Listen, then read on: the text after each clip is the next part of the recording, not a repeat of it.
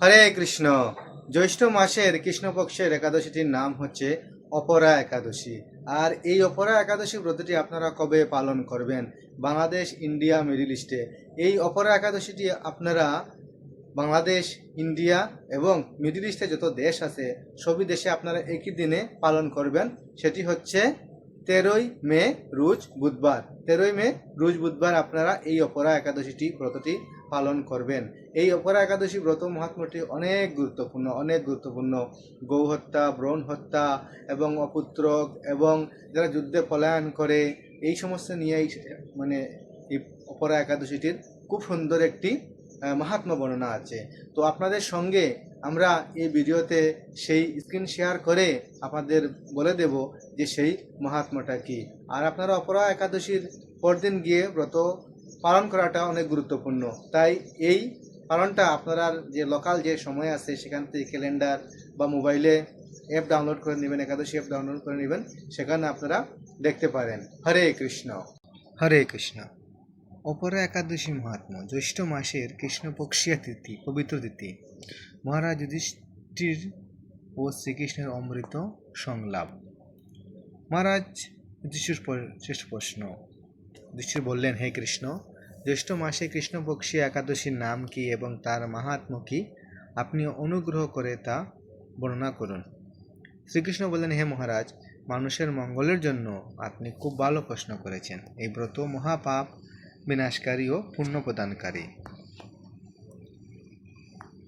অপরা নামের মহিমা। পাপ বিনাশক, জগৎ প্রসিদ্ধি, সন্তানদাতা। এই একাদশী অপরা নামে খ্যাত, যা মানুষের অগণিত পাপরাশি বিনাশ করতে সক্ষম। এই ব্রত পালনকারী ব্যক্তি ইহলোকে প্রসিদ্ধ লাভ করে এবং সমাজে গৌরব অর্জন করে। এই পবিত্র ব্রতকে পুত্রদানকারী বলা হয়েছে, যা ভক্তের বংশ রক্ষা ও সমৃদ্ধি আনে। সর্বপাপ থেকে মুক্তি। ব্রহ্মহত্যা, গৌহত্যা, ভ্রূণ হত্যার মতো গুরুতর পাপ এই ব্রত নষ্ট হয়। পরনিন্দা, পরস্ত্রী গমন, মিথ্যা বাসনের কালিমা থেকে মুক্তি লাভ করা যায়। অপরা ব্রত পালন করলে আত্মা শুদ্ধি হয় এবং পূর্বকৃত সমস্ত অন্ধকার দূর হয়।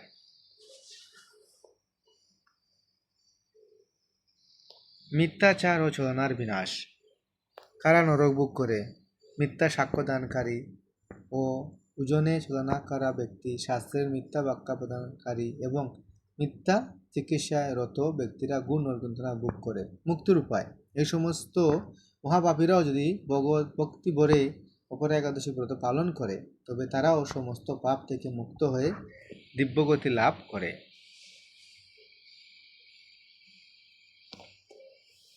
স্বধর্ম ক্ষত্রিয়। ক্ষত্রিয় যদি স্বধর্ম ত্যাগ করে যুদ্ধক্ষেত্র থেকে পালিয়ে যায়, তবে সে গুরুতর নরকগামী হয়।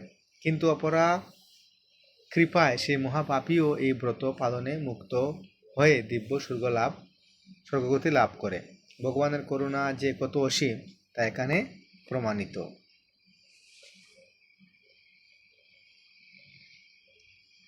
পবিত্র পুণ্য ফলের তুলনা। কর্ম, তীর্থস্থান, প্রাপ্ত পুণ্যফল। মাঘ মাসে প্রয়াগ স্নান, শিবরাত্রিতে কাশীধামে উপবাস, গয়াতে বিষ্ণু পাদপদ্মে পিণ্ডদান। অপরা একাদশীর সমান ফল, অপরা একাদশীর সমান ফল, অপরা একাদশীর সমান ফল।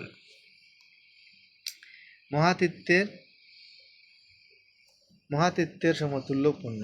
সিংহ রাশিতে বৃহস্পতিতে অবস্থান, গৌতমী নদীতে, কুম্ভে কেদারনাথ দর্শন, বদ্রিকা আশ্রমে ফল।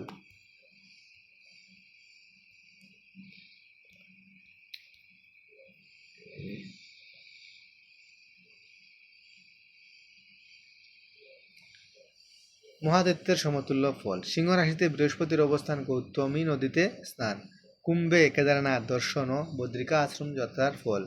সূর্যগ্রহণে কুরুক্ষেত্রে স্নানে যে ফল লাভ হয়, এই ব্রত তাই পাওয়া যায়। বিশাল দান ও যজ্ঞের ফল। হাতি ও ঘোড়া দানে যে বিপুল পুণ্য সঞ্চিত হয়, স্বর্ণ দান ও ক্ষত্রিয় যজ্ঞ সম্পাদনের পুণ্য। অপর একাদশী ব্রত পালন করলে এই সকল ফল একা লাভ হয়।